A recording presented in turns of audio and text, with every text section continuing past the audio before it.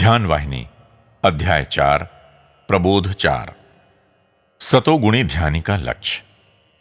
ध्यानी के लिए आत्मानंद की प्राप्ति प्रधान है, किंतु इसके साथ ही साथ लोकहित भी नितांत आवश्यक है। इनकी प्राप्ति के लिए कतिपय कायिक, वाचिक व मानसिक संयम आवश्यक है। उसे पापों से बचना चाहिए। ये 10 पाप हैं। कायिक पाप 3 हैं, वाक संबंधी पाप 4 हैं और मानसिक पाप 3 होते हैं। कायिक पाप 3 हैं। पहला, चेतना को क्षति पहुंचाना। दूसरा, पर स्त्री पर आसक्ति। और तीसरा, चोरी करना। वाक संबंधी पाप 4 हैं। पहला, अनर्गल प्रलाप। दूसरा, कटुवचन। तीसरा, द्वेषपूर्ण भाषण। और चौथा, असत्य या मिथ्या भाषण। मानसिक पाप 3 हैं। पहला, पर धन पर आसक्ति या लालच। दूसरा, ईर्ष्या। और तीसरा, नास्तिकता। ध्यान प्राप्ति करने वाले साधक को चाहिए कि इन 10 पापों को अपने पास न आने दें। इनका पूर्ण रूप से त्याग कर देना चाहिए। उसको ध्यान मार्ग में प्रोत्साहन देना चाहिए।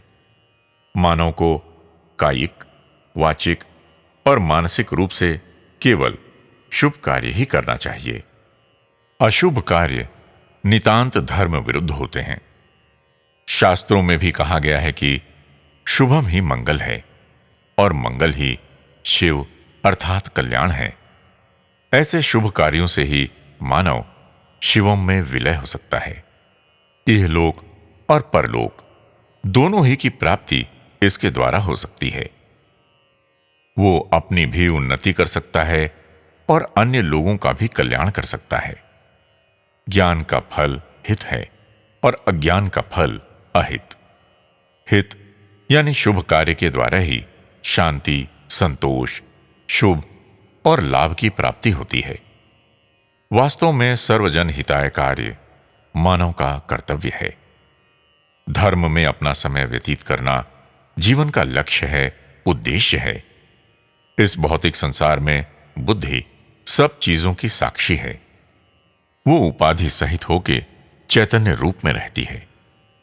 ये उपाधि सहित बुद्धि समष्टि रूप में ही माया है। माया रहित, माया विच्छिन्न चैतन्य ही परमेश्वर है। इसलिए ईश्वरत्व प्राप्त करने के लिए माया का विच्छिन्न करना प्रधान है। माया को विच्छिन्न करने के लिए विवेचना शक्ति आवश्यक है। इसी का दूसरा नाम है विवेक। विवेक ही मानव का मूलाधार हित है, जो प्रकृति संबंधी प्रत्येक विषय को अपने संयम में रखता है। संपूर्ण जगत माया से संबंधित है, इसलिए जगत को असत्य, मिथ्या कहा जाता है। जगत असत्य है, मिथ्या है और हम में कुछ त्रुटियां हैं। केवल इतने ही ज्ञान से मानव आगे नहीं बढ़ सकता है और न परम सत्य पद को प्राप्त ही कर सकता है। गुणों के अभाव से वृद्धि नहीं पा सकता है। वृद्धि पाने के लिए केवल क्षेत्र योग्यता ही मिली है। इस योग्यता प्राप्त क्षेत्र में सुगुण रूपी बीजों को बोकर विवेक रूपी जल से सींचना चाहिए। समय की परिपक्वता से फल अपने आप प्राप्त हो जाता है। यदि सुगुण रूपी बीजों को नहीं बोते हैं तो योग्यता प्राप्त क्षेत्र में भी अयोग्यता रूपी घास फूस उत्पन्न हो जाता है और वृद्धि को प्राप्त करता है। अच्छा उपवन न होकर झाड़ झंखाड़ पूर्ण घने जंगल में रूपांतरित हो जाता है। अविवेक या अहंकार रूपी अंधकार के कारण सुगुणों के अभाव की स्थिति प्राप्त हो जाने पर मानव यदि श्रद्धा एवं परिश्रम से सुगुण संपत्ति प्राप्त करने का प्रयास नहीं करता तो साधक का जीवन सारहीन हो जाता है, शून्य हो जाता है और जीवन में कोई रुचि न होने से ऊब जाता है। तब वो इस निष्कर्ष पर पहुंच जाता है कि ये सब केवल शून्य है। इस अवस्था में मानस अनेक प्रकार की विपरीत शक्तियों के घात प्रतिघात में पड़कर चंचलता प्राप्त कर लेता है और सुगुणों की वृद्धि नहीं हो पाती है। इस प्रकार का मन अत्यंत भयावह हो जाता है। मन की इस भयावह परिस्थिति में थोड़ी सी भी असावधानी से उसका सर्वनाश हो जाता है और साधक ने अब तक जो कुछ भी थोड़ी बहुत उन्नति की है वो नष्ट हो जाती है, जैसे बारूद के ढेर में अग्निकण पड़ जाने से भयानक विस्फोट हो जाता है। इसी प्रकार साधक का सर्वनाश हो जाता है। केवल गुणों की अभाव स्थिति प्राप्त करने के लिए प्रयत्न करने वाला व्यक्ति शक्तिहीन हो जाता है, उसका जीवन बेकार हो जाता है। वो जीवित होकर भी मरण की स्थिति का अनुभव करता है। उसका पीला चेहरा शवतुल्य दिखाई पड़ता है। वो निरुत्साहित दिखाई पड़ता है। विवेक रहित चिंतापूर्ण साधक श्रद्धा युक्त होने पर भी अनजाने इस दुरावस्था रूपी संकीर्ण पथ में पड़ जाता है और आत्महत्या कर लेता है। गुणहीन अवस्था की अंत में आवश्यकता पड़ती है, किंतु आध्यात्मिक पथ में शीघ्रता न करनी चाहिए। सर्वप्रथम मन में सुगुण संपदा पाने के लिए अथक परिश्रम करना चाहिए। इसमें कमी होने से अनेक धीर साधक भी वर्षों तक तपस्या करने पर भी निरुत्साही हो जाते हैं और पथभ्रष्ट होकर दलदल में जा फंसते हैं। इसीलिए गुणाभाव स्थिति प्राप्त करना नितांत आवश्यक होने पर भी उसका प्राप्त करना विपदहीन नहीं है। मानस निष्क्रिय स्थिति में कभी नहीं रहता। वो सदैव किसी न किसी कार्य में व्यस्त रहता है। अतः कामनाओं को दबाकर निष्कामना स्थिति स्थापित करनी चाहिए। सुगुण मन ईर्ष्या और द्वेष को दबा देता है और दूसरों की भलाई ही अपनी भलाई है इस स्थिति में पहुंचता है।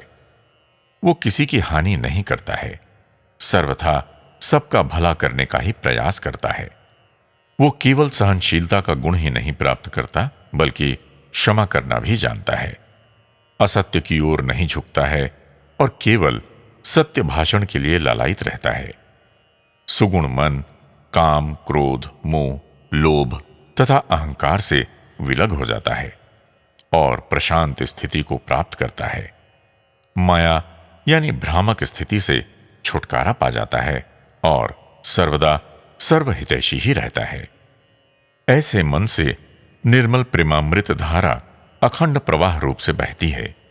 सुगुण मन शक्तिशाली होकर आगे बढ़ने की क्षमता प्राप्त करता है।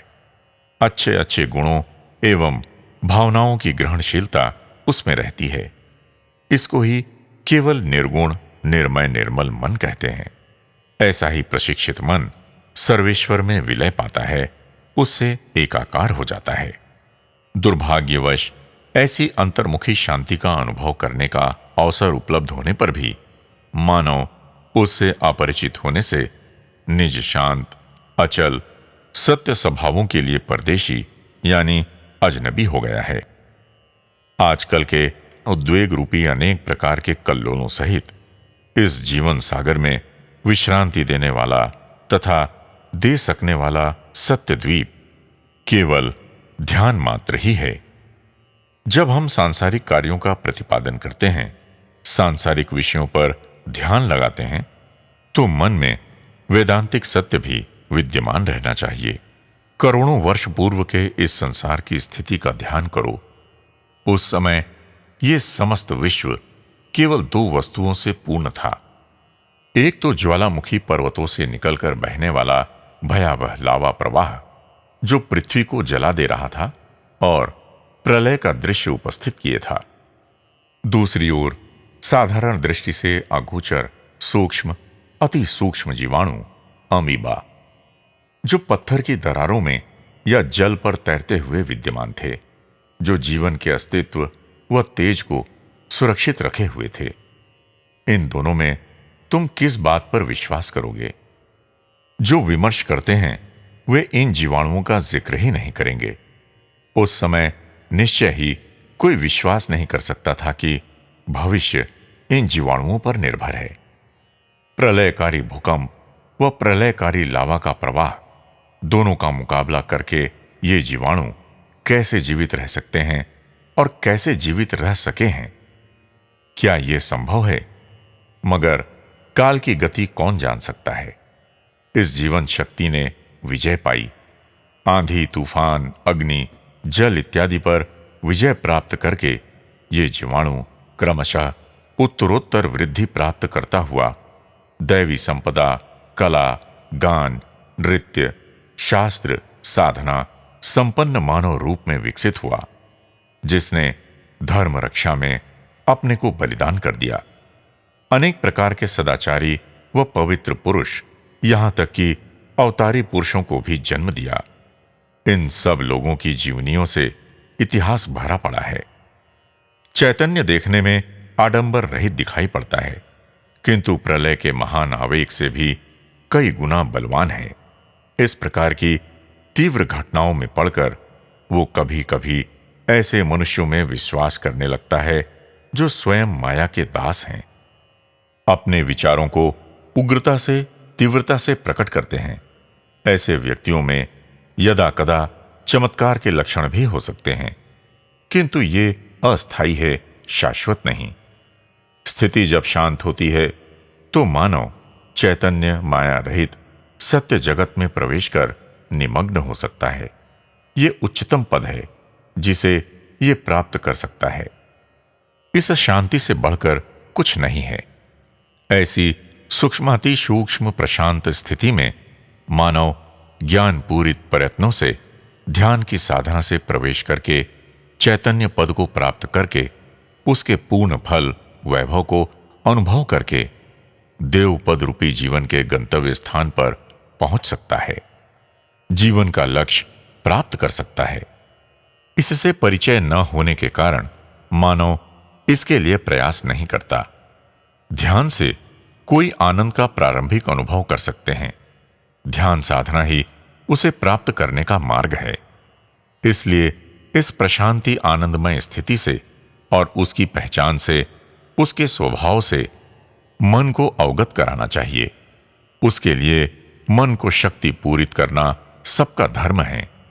यदि ऐसा नहीं करते हैं तो इस बात की पूर्ण आशंका रहती है कि ऐसी आनंदमय स्थिति का केवल शून्य या निरर्थक कहकर उससे मुंह न मोड़ लें। किंतु यदि उसे विश्वास हो जाए कि चैतन्य के साथ तादात्म्य के क्षण भी समस्त शक्ति पूरित होते हैं और मानव क्रमशः अभिवृद्धि पाता है और सत्य स्वरूप आत्मा का अनुभव प्राप्त करता है, तब मानव अपने प्रयास में शिथिलता नहीं आने देता और अंततो गत्वा बिना विघ्न बाधा के आत्मिक आनंद प्राप्त करता है। इसी धारणा को आदर्श मानकर सभी लोगों को ध्यान करना चाहिए और जप करना चाहिए। ध्यान के बाद ही समाधि का स्थान है।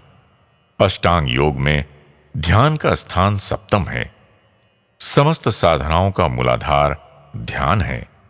इस पवित्र समाधि प्राप्ति का जो राजपथ है, उसका त्याग मत करो।